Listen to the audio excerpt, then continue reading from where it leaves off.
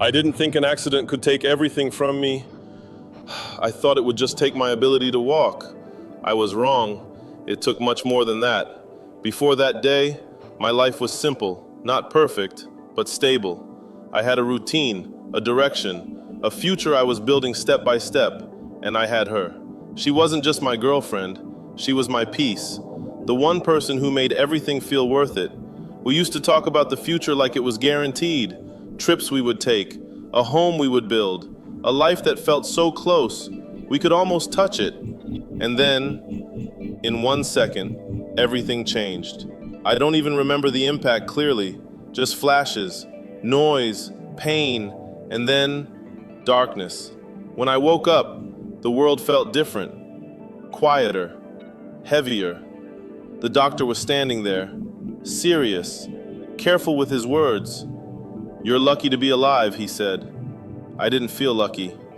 Then he said it. The sentence that split my life into two parts, before and after. You may not walk again. At first, it didn't feel real, like he was talking about someone else, not me. Because how do you accept something like that? How do you go from running to not even feeling your own legs? But reality doesn't ask for permission. It just becomes your life. The first few days, I wasn't thinking about her. I was thinking about survival, pain, fear, confusion. But she was there, at least in the beginning. She held my hand, told me everything would be okay, told me we would get through this together. And I believed her, because that's what love does. It makes you believe in things, even when everything else feels uncertain. But something changed. Not suddenly, not dramatically, slowly, silently. Her visits became shorter, her voice less warm, her eyes less present. At first, I made excuses for her. She's tired, she's overwhelmed, this is hard for her too. And I was right. It was hard for her, but not in the way I thought. I started noticing things, small things. The way she avoided certain conversations, the way she looked at the wheelchair like it was something she couldn't accept, the way she stopped talking about the future. That's when it hit me. She wasn't just struggling with my situation, she was struggling with me.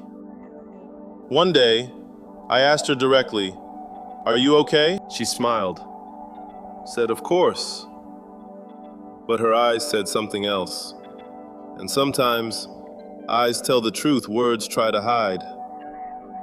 Days turned into weeks, weeks into silence. And then one day, she didn't come. No message, no call, just absence. I told myself something happened, something urgent, something important. But deep down, I already knew. When she finally showed up again, she didn't sit close. She didn't hold my hand. She didn't look at me the same. "I've been thinking," she said. "Those words, they never lead to anything good. I don't know if I can do this." That was it. No long explanation, no emotional speech, just truth. And in that moment, I felt something worse than pain. I felt replaceable. Not because I wasn't the same anymore, but because I was no longer convenient. I didn't beg. I didn't argue. I just asked one question. Was it ever real? She didn't answer. And sometimes, silence is the loudest answer. After she left, everything became heavier. Not just my body, but my mind. Because losing the ability to walk was one thing. But losing someone you thought would stay, that breaks something deeper. For a long time, I felt like my life was over, like this was the end. But pain has a strange way of changing you. At first, it destroys you.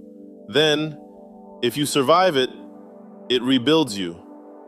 Slowly, I started focusing on what I still had, not what I lost. I worked on myself.